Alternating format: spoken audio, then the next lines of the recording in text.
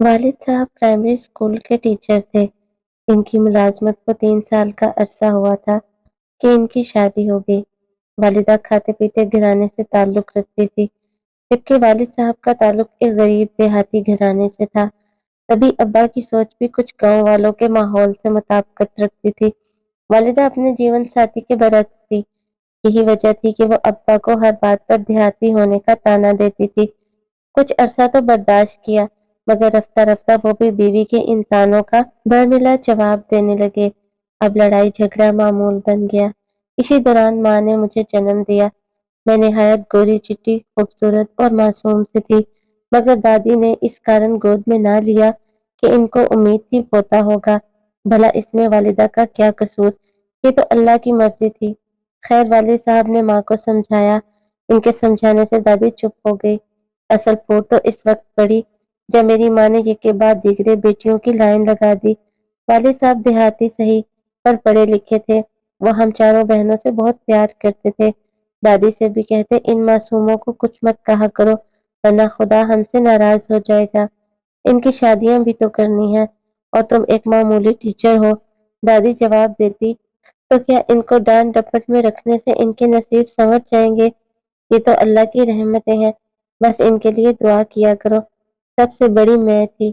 جب سے پیدا ہوئی گھر میں جھگڑا ہی دیکھ رہی تھی، کبھی والد صاحب والدہ میں، کبھی دادی کا میری ماں کے ساتھ، اور کبھی پھپھیاں آستین چڑھائے لڑنے پہنچ جاتی۔ ماں کو اپنے گھر کے ماحول سے اتنی نفرت تھی کہ وہ ہر وقت افسردہ اور آدم بیزار رہنے لگی تھی۔ کبھی کبھی ہم بیٹیاں بھی ان کے اس چڑچڑے پن کی لپیٹ میں آ جاتی۔ ظاہر ہے میرے حساس ذہن نے ان حالات کا بہت اثر لیا۔ جی چاہتا تھا کہ کہیں بھاگ جاؤں۔ لڑائی جھگڑے کا خوف تو بہت بچپن سے میرے دل میں بیٹھ گیا تھا۔ جو جو شعور آنے لگا، دن بدن حساس اور خاموش رہنے لگی۔ پڑھائی میں بھی دل نہیں لگتا تھا۔ یوں بھی میں ذہین نہ تھی۔ شاید یہی وجہ ہوگی کہ والدین نے 8ویں کے بعد اسکول سے اٹھا لیا تھا۔ ماں کی خواہش کے باوجود میٹرک نہ کر سکی۔ اسکول چھوڑا تو گھر کی ذمہ داریاں میرے سر پر آ رہی۔ دن بھر خاموشی سے کام میں لگی رہتی، کسی سے بات چیت اور نہ ہنسی مذاق۔ ہر وقت یہی خوف ذہن پر سوار رہتا، نہ جانے کیا ہونے والا ہے۔ کچھ ہی عرصہ بعد ابا کے جاننے والوں نے ان کو ایک رشتے کے متعلق بتایا۔ ابا جلد از جلد اپنی بیٹیوں کا بوجھ اتارنا چاہتے تھے، اور ویسے بھی آئندہ حالات کا کیا بھروسہ تھا۔ ابھی انہوں نے اپنی 3 بیٹیوں کی بھی شادی کرنی تھی۔ تبھی والد نے ان لوگوں سے جو رشتہ لانا چاہتے تھے، کہا کہ ان کو ہمارے گھر بھیج دو۔ لڑکے والے ہمارے گھر رشتہ دیکھنے آ گئے۔ میری شکل و صورت اچھی تھی، انہوں نے دیکھتے ہی پسند کر لیا۔ والدہ سے کہنے لگے، ہم صرف اچھی سیرت والی بہو چاہیے، جو سلیقہ شعر ہو، کھانا پکانا جانتی ہو۔ اس سے زیادہ ہم کو کچھ نہ چاہیے۔ اس بات کی تو آپ بالکل فکر نہ کریں۔ میری ماں نے جواب دیا، میری بیٹی نیک سیرت اور گھریلو کام کاج میں طاق ہے، بس ایک کمی ہے کہ چلاک اور زمانہ ساز نہیں ہے، زمانے کی باریکیوں کو نہیں سمجھتی۔ یہ تو اچھی بات ہے، ہمیں بھی ایسی ہی بہو چاہیے جو چلاک نہ ہو، بس سیدھی سادی ہو۔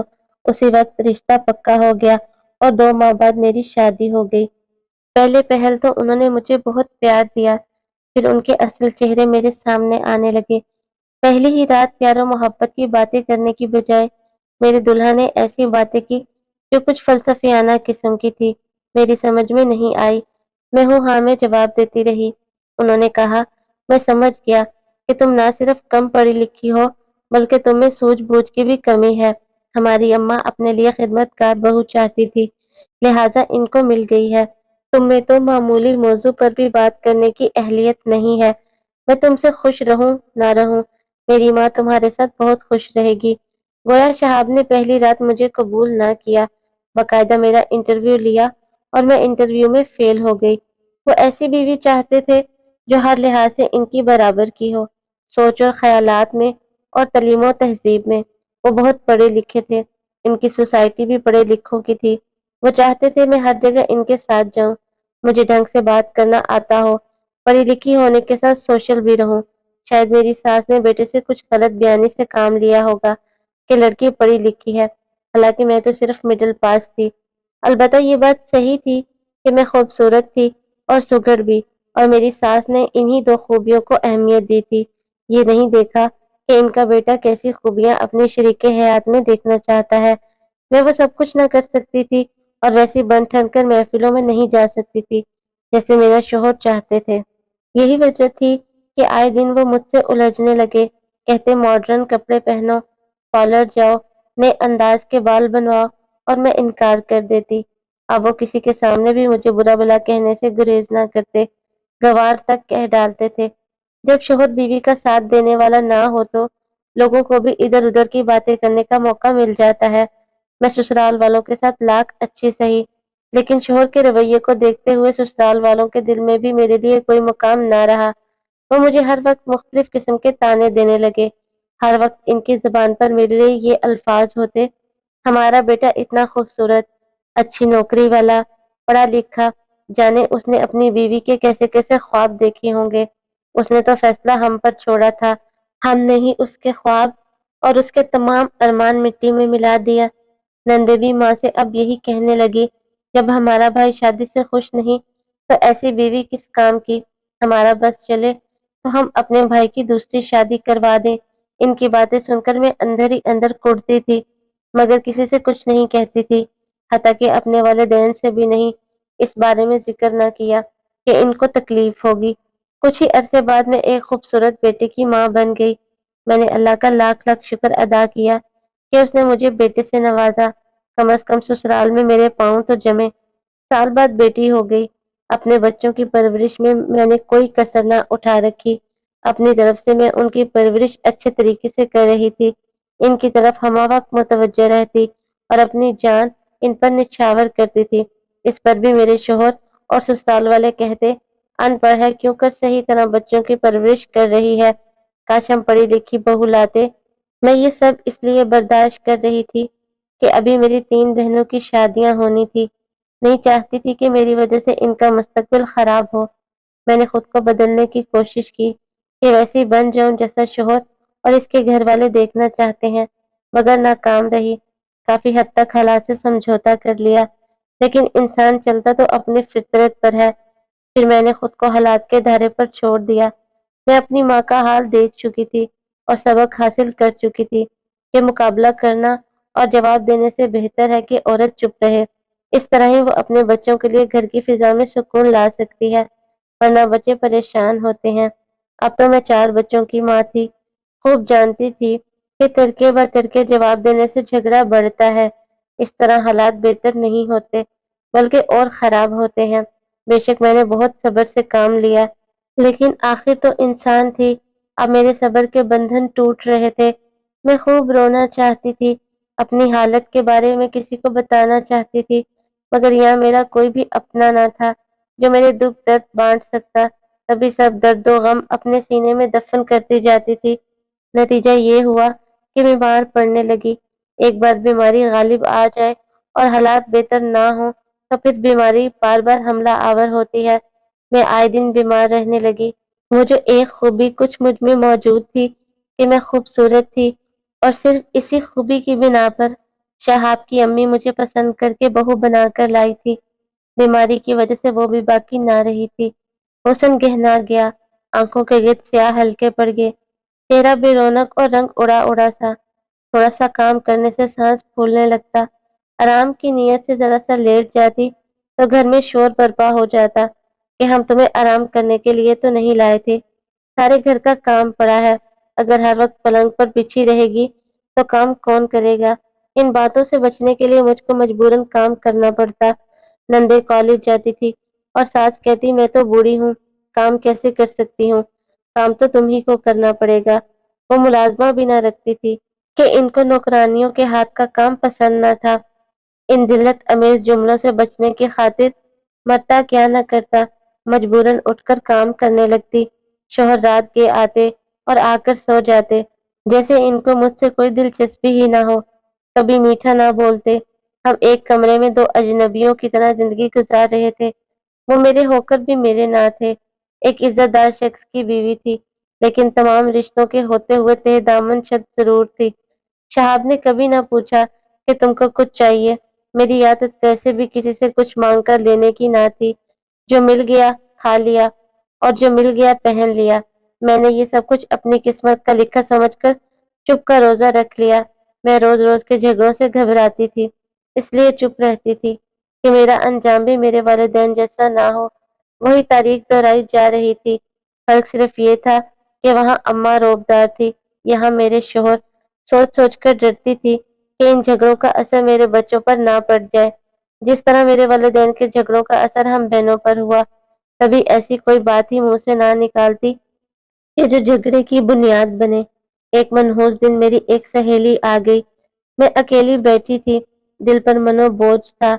صبح ہی زارا کے ابا بلا وجہ جھگڑا کر کے گئے تھے۔ جی چاہتا تھا کہ چیخ چیخ کر روؤں، بھلا بات ہی کیا تھی؟ انہوں نے کہا تھا کہ بنیان دھو دینا۔ میں نے دھو کر رسی پر ڈالی، وہ دیور صاحب پہن کر چلے گئے بنا بتائے۔ بھلا اس میں میرا کیا قصور؟ جب شہاب آفس جانے کو تیار ہونے لگے تو بنیان نہ تھی۔ کہا تم نے دھوئی ہی نہیں ہوگی، اب جھوٹ بول رہی ہو۔ مجھ کو دست سنا دی، میں رونے لگی۔ میلی بنیان اٹھا کر میرے منہ پر ماری اور بغیر کپڑے تبدیل کر کے چلے گئے۔ نندے کالج اور بچے اسکول جا چکے تھے، ساس بھی پڑوس میں چلی گئی۔ میں اکیلی بیٹھی ہی تھی کہ فاضلہ آ گئی۔ یہ برسوں بعد مجھ سے ملنے آئی تھی۔ مجھ کو روتا دیکھ کر پوچھا کیا ہوا؟ مجھے اس وقت کسی غمگسار کی ضرورت تھی۔ ذرا سی ہمدردی پا کر پھٹ پڑی، اس کے کندھے پر سر رکھ کر خوب روئی تو اس نے کہا بے ہمت بنی ہوئی ہو، اسی لیے اتنا دکھ سہ رہی ہے، ذرا ہمت سے کام لو پھر دیکھو کیا ہوتا ہے۔ تو کیا کروں فاضلہ، کدھر جاؤں؟ باپ بیچارہ کمزور بوڑھا جس کے در پر 3 بن بیاہی بیٹیاں بیٹھی ہیں، خامد کو کہہ دو میں جا رہی ہوں، چند دن میکے چلی جاؤ، بچے بھی چھوڑ جاؤ، یہ بچے سنبھالیں گے، گھر کا کام کریں گے تو جلد تمہاری قدر آ جائے گی۔ جانے میں کس موڈ میں تھی کہ بچوں کے اسکول سے لوٹ آنے کا بھی انتظار نہ کیا، گھر کی چابیاں پڑوسن کو تھما کر کہا کہ ساس آئے تو کہہ دینا مومنا چلی گئی ہے، اپنا گھر بار پوتے پوتیاں سنبھالو، میں اس عقوبت خانے میں نہیں رہ سکتی، مجھے مت ڈھونڈنا، میں کہ نہیں جا رہی، میں اب تمہارے گھر بھی لوٹ کر نہ آؤں گی۔ سہیلی کے اکسانے پر بغیر سوچے سمجھے گھر سے قدم نکالا۔ نہیں جانتی تھی یہ قدم مجھے بہت مہنگا پڑے گا، ہمیشہ کے لیے بچوں کا منہ دیکھنے کو ترس جاؤں گی۔ اے کاش اس وقت عقل سے کام لیتی اور اپنی والدہ کو گھر سے بلوا کر ان کے ساتھ ہی چلی جاتی۔ فاضلہ کے گھر تمام دن رہی، رات آئی تو سوچا کہ میں کے جاؤں، کم از کم ان کو بتاؤں کہ کہاں ہوں اور کیسے حالات سے نکلی ہوں۔ رات کو ماں کے پاس پہنچی، وہاں میرا ماتم تھا کہ خدا جانے کہاں گئی، کس کے ساتھ بھاگ گئی۔ میں نے ماں سے کہا میں کسی کے ساتھ نہیں بھاگی، فاضلہ کے گھر تھی۔ ماں نے کہا اول تو گھر سے قدم نہیں نکالنا تھا، اور اگر آنا ہی تھا تو مجھے فون کرتی، میں آ جاتی، گھر کی چابیاں میرے سامنے ساس کے حوالے کرتی۔ اب تو تجھ پر ہر سو طرح طرح کے الزامات لگ گئے ہیں، وہ تو تھانے تیری گمشدگی کی اطلاع درج کرانے جا رہے ہیں کہ بہو ہمارے گھر سے نقدی اور زیورات بھی لے گئی ہے اور نہ جانے کس کے ساتھ گئی ہے۔ میں نے یہ سنا تو ہوش اڑ گئے، یہ تو سوچا بھی نہ تھا کہ ایسا بھی ہوتا ہے۔ ابا الگ حیران تھے کہ اب کیا کریں، فوراً بھاگے ہوئے گئے، میرے خاوند کو بتایا کہ سہیلی کے گھر پر تھی، ہمارے گھر آ گئی ہے۔ وہ نہ مانے، بولے ہم کیا جانے سہیلی کے یہاں تھی کہ کہیں اور تھی، اب ہم اسے نہ رکھیں گے، اتنا لحاظ کرتے ہیں کہ تھانے میں رپٹ نہیں لکھواتے کہ کچھ گھر سے لے کر نہیں گئی، مگر اب ہم اس کو گھر واپس نہیں لائیں گے۔ والد صاحب غمزدہ واپس آ گئے، تینوں بہنیں بھی رونے لگی کہ ان کو بھانجے اور بھانجیوں سے بہت پیار تھا اور اب تو ان سے ملنا نصیب کی بات تھی کہ بچے بھی میں ان کے باپ کے گھر چھوڑ کر آ گئی تھی۔ یہ ہے عورت کی حیثیت اور اس کی خطا، قصوروار نہ بھی ہو تو سزا ملتی ہے اور ہر قدم سسرال میں پھونک پھونک کر رکھنا پڑتا ہے۔ 5 سال گزر گئے والدین کے گھر رہتے ہوئے، ایک دن بھی انہوں نے بچے نہ دکھائے، کہتے تھے کہ ہم نے تو نہیں چھینے تھے، خود ہی چھوڑ کر گئی تھی۔ بچوں کی صورت دیکھنے کو ترسے گی، سب کہتے کہ بچے اب عدالت سے ملیں گے، وہ بھی کہتے ہیں کہ ہاں عدالت کا دروازہ کھٹکھٹاؤ، عدالت تم کو بچے دیتی ہے تو ہم بھی دے دیں گے۔ بچوں کی یاد ستاتی تو کلیجہ منہ کو آنے لگتا، وہ میرے بغیر کیسے تیار ہو کر اسکول جاتے ہوں گے، کیا سوچتے ہوں گے کہ ان کی ماں کہاں چلی گئی، نہ جانے سسرال والے ان سے میرے بارے میں کیا کہتے ہوں گے، کیسی الٹی سیدھی باتیں ان کو میرے بارے میں نہیں بتاتے ہوں گے، کتنی اذیت ان کو ملی اور کتنی مجھے، پھر بھی حاصل کیا ہوا؟ اس سے تو وہی حالت اچھی تھی کہ اپنے گھر میں اپنے بچوں کے پاس تو تھی، بچے میری آنکھوں کے سامنے رہتے اور مجھے ان کا کام کر کے سکون ملتا تھا۔ کاش میں ہی کچھ اور صبر کر لیتی اور سہیلی کے اکسانے میں گھر نہ چھوڑ دی۔ والد صاحب کہتے ہیں بیٹی صبر سے رہو، کسی دن شہاب کو خیال آئے گا تو آ کر لے جائیں گے۔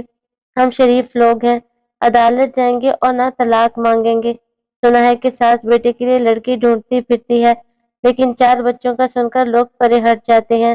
دن رات دعا کرتی ہوں، اے اللہ میرے دن پھیر دے، شہاب کو میرا خیال آ جائے اور وہ مجھے از خود لینے آ جائیں تاکہ میں اپنے بچوں میں جا کر آباد ہو جاؤں۔ سچ کہتی ہوں کہ بچوں کی جدائی بھی بہت تکلیف دہ ہوتی ہے، ان سے جدا رہ کر ماں کبھی سکون سے نہیں رہ سکتی۔ یہ ماں ہی ہے جو بچوں کی حفاظت کر سکتی ہے، اس لیے گھر سے قدم نکالتے وقت عورت کو 100 بار سوچنا چاہیے۔